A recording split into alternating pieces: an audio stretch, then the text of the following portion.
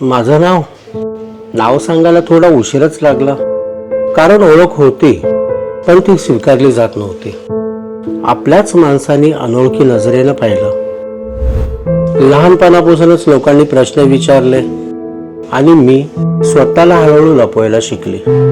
माझं आयुष्य म्हणजे दररोज स्वतःशीच लढणं होतं. पहिल्यांदा कोणीतरी मला विचारलं, तुमचं नाव काय?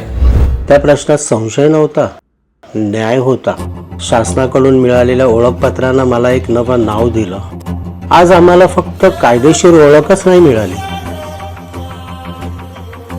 शासनाने आम्हाला संरक्षण दिलंय.